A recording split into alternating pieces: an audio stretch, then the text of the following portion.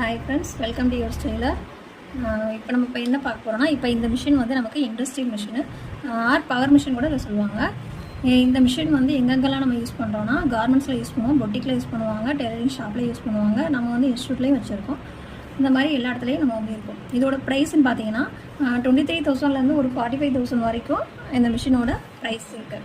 இதோட பிராண்ட் என்னென்னா ஜாக்கு, ஜுக்கி, ஜின்னு, உஷா, பிரதர். ஜாக்கில் வந்து நமக்கு A2Pன்றது மிஷினில் வந்து அதுதான் நூல் வந்து ஆட்டோமேட்டிக்காக கட் ஆகும். அந்த மாதிரி மிஷின்லாம் வந்துருச்சு இப்போ.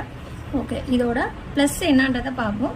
இது வந்து ஹை ஸ்பீடாக நமக்கு வந்து யூஸ் பண்ணலாம். மற்ற 2 மிஷினில் மாதிரி இல்லாமல் இந்த மிஷினை வந்து நம்ம வந்து எனி டைம் நம்ம வந்து யூஸ் பண்ணிக்க முடியும். சரிங்களா? இது வந்து ஃபினிஷிங் வந்து கரெக்டாக பர்ஃபெக்டாக வரும். கரெக்டாக சரிங்களா? அந்த 2 மிஷினில் அப்படி இருக்கும், இருந்தாலும் இந்த மிஷினில் தைக்கிற அளவுக்கு அந்த மிஷினில் வந்து இருக்காது. சரிங்களா?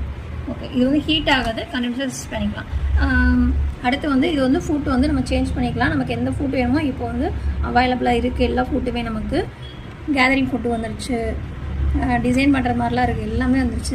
இது வந்து ஜிப்பர் ஃபுட்டு. இங்கிட்ட ரைட் சைடு இது பண்ணிக்கலாம், லெஃப்ட் சைடு இது பண்ணிக்கலாம். ஆரி ஒர்க் ப்ளவுஸ் தைக்கிறதுக்குலாம் இந்த மிஷின் வந்து நமக்கு ஈஸியாக இருக்கும். சரிங்களா? இந்த ஃபுட் வந்து ஈஸியாக இருக்கும் நமக்கு. ஓகே, அடுத்து நம்ம ஸ்டிச் பண்ணுறதை பொறுத்து தான் நம்ம ஃபுட் வந்து மாற்றிக்கலாம். ஓகேவா? இது அதே மாதிரி நமக்கு ஆயில் வந்து 1 டைம் ஊற்றினா போதும். அந்த மிஷினில் வந்து நம்ம அதிகமாக ஊற்றுற மாதிரி இருக்கும். இந்த மிஷினில் வந்து அப்படி கிடையாது. 1 டைம் ஊற்றினா போதும், ஒரு 1 மந்த் ஒன்லி ஊற்றினா போதும். கருப்பாக இருக்குது அந்த மாதிரி இருந்துச்சுன்னா மட்டும் நம்ம சேஞ்ச் பண்ணிக்கலாம் போதும். அதே மாதிரி நம்ம அதெல்லாம் பார்த்திங்கன்னா ஹோல்லலாம் விடுவோம். இதில் வந்து ஹோலில் ஊற்றணும்லாம் அவசியம் இல்லை. கீழே மட்டும் தான் மிஷினில் ஆயில் இருக்கும், அது மட்டும் சேஞ்ச் பண்ணிட்டால் போதும்.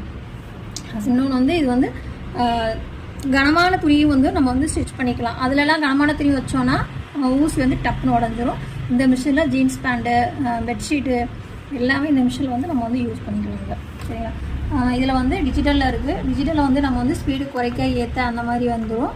இது வந்து பேசிக்காக ஸ்டிச் பண்ணுறவங்க முதற்கொண்டு இதை வந்து ஸ்டிச் பண்ணி பழகிக்கலாம். ஏன்னா நம்ம குறைச்சி ஏற்றி வச்சிருவோம், அதனால் இதை வந்து கம்மி பண்ணிவிட்டு நம்ம வந்து இது வந்து ஸ்டிச் பண்ணிக்க ஈஸியாக இருக்கும் நமக்கு. ஓகே, இதோட மைனஸ் என்னன்றதை பார்ப்போம். இது கொஞ்சம் காஸ்ட்லியாக இருக்கும். ஸ்பேஸ் வந்து கொஞ்சம் அதிகமாக தான் தேவைப்படும். இல்லை போர்ட்டபிள் மிஷினில் கூட அப்படி இருக்காது. இந்த மிஷின் பெடல் மிஷினில் அப்படி இருக்காது. இந்த மிஷினில் கண்டிப்பாக ஸ்பேஸ் வந்து கொஞ்சம் அதிகமாக தான் இருக்கும், பெரிய மிஷின்றதுனால.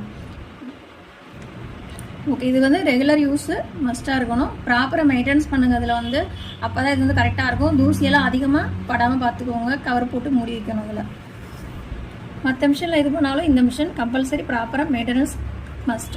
ஓகேவா? ஓகே ஃப்ரெண்ட்ஸ், இதை பற்றி நீங்கள் தெரிஞ்சிருப்பீங்கன்னு நினைக்கிறேன்.